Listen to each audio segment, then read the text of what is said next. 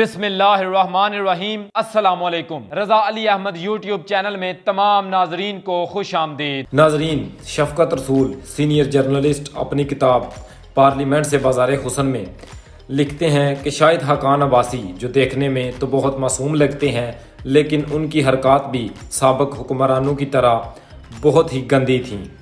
شاہد حقان عباسی اکثر کوشش کرتے تھے کہ رنگین محفلیں ملک سے باہر جا کر جمائی جائیں۔ اداکارہ ریشم کے ساتھ وقت گزارنے کے لیے انہوں نے لندن کو ہی منتخب کیا۔ ریشم کی نئی ہونڈا سیوک کار اور گھر میں فرش کی تعمیر کے لیے برطانیہ سے قیمتی پتھر اور دیگر قیمتی گھریلو سامان کی برآمد بھی عباسی صاحب کی ریشم پر نظر شفقت کا نتیجہ تھی۔ معلوم ہوا ہے کہ ریشم نے گارڈن ٹاؤن میں اپنی رہائش کے ساتھ پلاٹ کو باغ بنانے کے لیے خریدا، جس میں انہوں نے ایک آبشار اور بیرون ملک سے آنے والا مذکورہ قیمتی پتھر بھی لگایا۔ یہ بھی انکشاف ہوا کہ شاہد حقان عباسی کی طرح ریشم کی کئی بڑے لوگوں کے ساتھ ملاقات شمیم مرزا کے گھر پر ہوتی رہی۔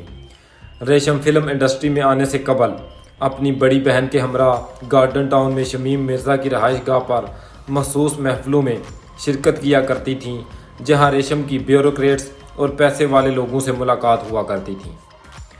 PIA کی ایک ایئر ہوسٹس کے ساتھ بھی شاہد حقان عباسی کے معاشقے کی خصوصی شہرت ملی، لیکن عباسی صاحب دھن کے پکے تھے۔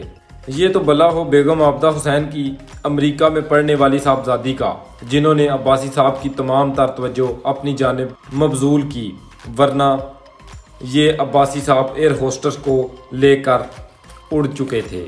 شاہد حقان عباسی ایک سال میں 52 مرتبہ صرف بیگم عابدہ حسین کی بیٹی کو ملنے کے لیے امریکہ گئے اور یہ تمام دورے سرکاری کھاتے سے ہوئے۔